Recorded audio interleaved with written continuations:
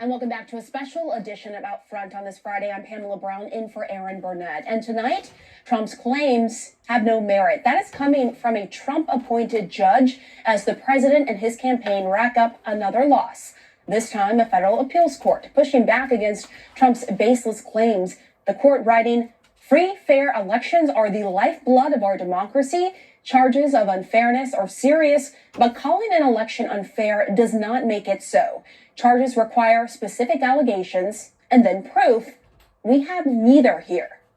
That is a scathing setback, and yet a day earlier, this was the president. There's no way that Biden got 80 million votes. By the way, the only way he got 80 million votes is through a massive fraud. There's no way that he got 80 million votes. Can you give the timeline on when you're going to present this evidence of voter fraud you talked about? Well, it's happening now. I mean, we're in courts. We're in courts. Trump keeps losing in the courts, and now the campaign is pledging to take its case to the Supreme Court. But that may not work in Trump's favor either, despite Trump hoping that a conservative Supreme Court would be more open to his pleas. The federal appeals judge that Trump appointed seemed to cast doubt on the president's path forward. The campaign cannot win this lawsuit, is what the judge said. And the Biden campaign tonight is dismissing Trump's efforts to overturn the election in a statement, writing, "Desperate and embarrassingly meritless lawsuits like this one will continue to fail and will not change the fact that Joe Biden will be sworn in as president on January 20th, 2021. And we're also just learning that the president suffered another loss after requesting a partial recount in the crucial state of Wisconsin. A recount in Milwaukee County found Biden won by more than 183,000 votes. In fact, Biden actually picked up 132 votes after the recount. And tonight, President-elect Biden is forging ahead with the transition process. He's expected to fill more key cabinet positions in the coming days, including possibly Treasury Secretary and Defense Secretary. MJ Lee is with the Vice President-elect in Rehoboth Beach, Delaware. Jeremy Diamond is out front live near the White House. Let's start with MJ, though. MJ, is the Biden campaign worried at all about Team Trump saying that it's going to the Supreme Court next? No, Pam, they are not. And this really all captures the two very different worlds that we are talking about. First, there's this alternate reality where Donald Trump and his team are still trying to challenge the results of the election weeks after the election has been called. And then there's the real world here in Delaware, where President-elect Joe Biden and his transition team are moving full speed ahead with the transition process, building out their future government and administration. And, you know, it's interesting that the Biden spokesperson actually responded pretty forcefully to this decision from the federal appeals court, rejecting the Trump campaign's efforts to revive this lawsuit, challenging the results in this critical state of Pennsylvania. Let me just read a little bit more from that statement. It reads, "Donald Trump, Rudy Giuliani, and their debunked allegations of voter fraud have been rejected out of hand by yet another court. This election is over and Donald Trump lost, both in Pennsylvania and nationally." Now, speaking of these ongoing transition efforts here in Delaware, we do expect a very busy week ahead for the president-elect. We know that Biden is going to be receiving his first presidential daily briefing since he has been elected president. That is going to happen on Monday. And then sometime later in the week, we do expect that he's going to be announcing some members of his economic team. One of those people could be Janet Yellen, who is expected to be appointed as Treasury Secretary. There are, of course, other very important roles like CIA Director, Defense Secretary. Those names have not been announced yet. So all of those things are still to come again as President Trump is continuing to make these baseless allegations of widespread voter fraud. Pam. All right, MJ Lee, thank you so much for bringing us the latest there from Rehoboth Beach. And now let's go over to Jeremy Diamond at the White House. So, Jeremy, not one, but two defeats today for Team Trump. Is there any sign they're going to see the writing on the wall finally and admit Joe Biden is the next president? Well, certainly, Pam, most people around the president, almost everyone around the president, does see the writing on the wall. And in fact, sources have told us that the president himself at times also sees the writing on the wall and understands that he has lost this election and that there is little to no chance, read no chance, to overturn the results of this election. And yet publicly, the president is not letting up. He made that very clear yesterday as he took questions from reporters for the first time in about 3 weeks that he's going to continue to push these baseless voter fraud allegations. But one date that seems to be on the president's mind and on the minds of people around the president is December 14th, because that is when the Electoral College will officially vote for the president of the United States, validating Joe Biden's victory and confirming that he will be the 46th president of the United States.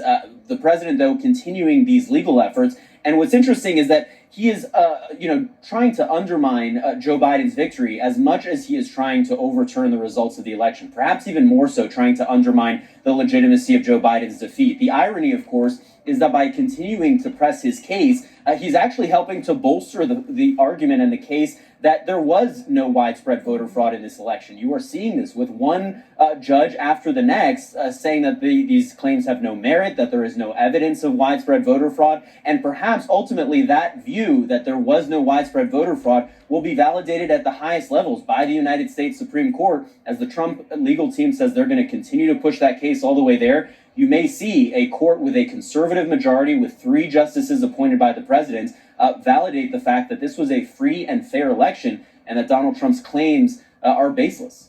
Right. You're seeing the judges' rebukes, but also the lack of evidence in these lawsuits for fraud. I mean, that's also a part of that story. All right, Jeremy Diamond, thank you so much.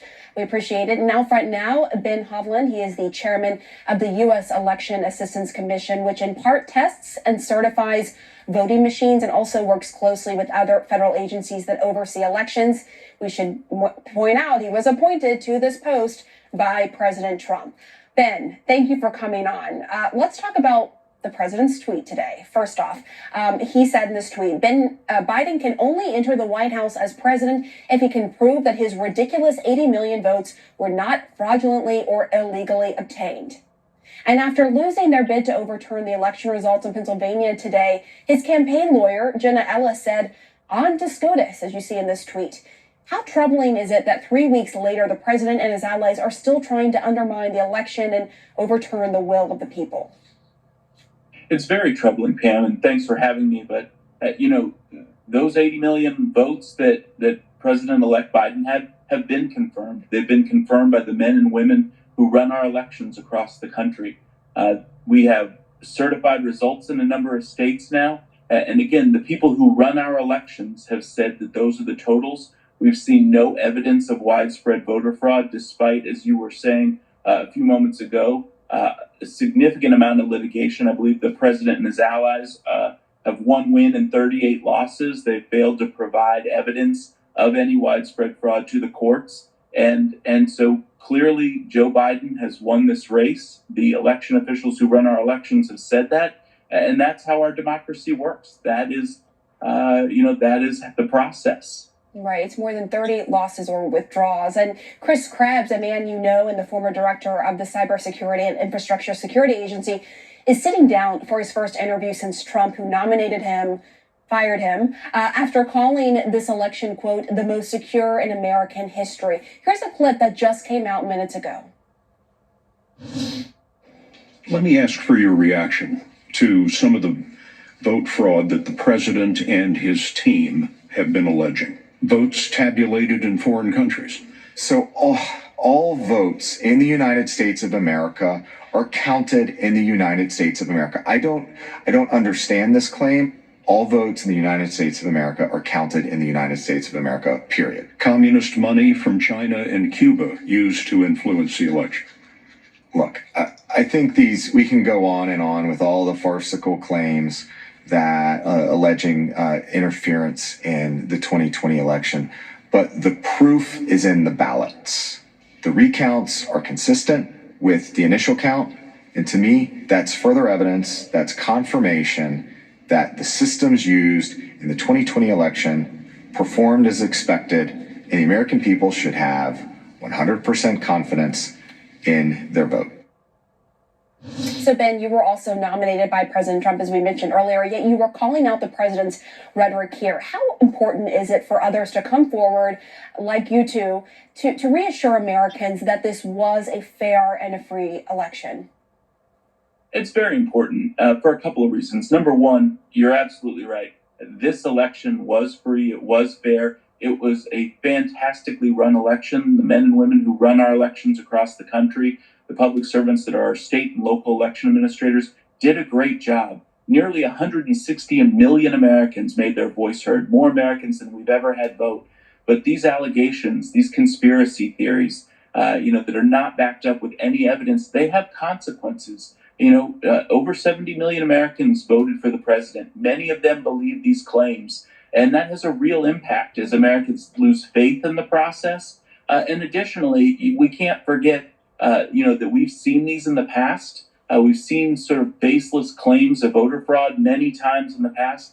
And when the rubber hits the road, there's never widespread evidence of fraud. But we do see these claims used to pass laws that make it harder for people to participate, that disenfranchise some Americans. So there's both the consequence that people lose faith in the process, and that we may see some state legislatures or other people use these to push voter suppression legislation. And those are both very concerning. And how concerned are you about the millions of the people you mentioned who believe the president? They think, as we speak, that this election was stolen from him, that Joe Biden did not legitimately win the election. It's very concerning. And again, I think, you see these conspiracy theories online, but when you look at the people who run our elections, the public servants, the professionals that know more about elections than anyone in this country and do a great job running them, these people, Republicans, Democrats, they work in bipartisan teams. There are so many checks and balances throughout our process. The parties not trusting each other isn't new. And so the system has been set up where you have all these checks and balances. You have bipartisan teams throughout the process. You have transparency throughout the process. And all of that is to make sure that our elections are fair, that they are accurate, and that at the end of the day, the certified results reflect the will of the American people. And that's exactly what we have this year in this election. And it was, it was considering all of the challenges, it was remarkable the job that our election administrators did,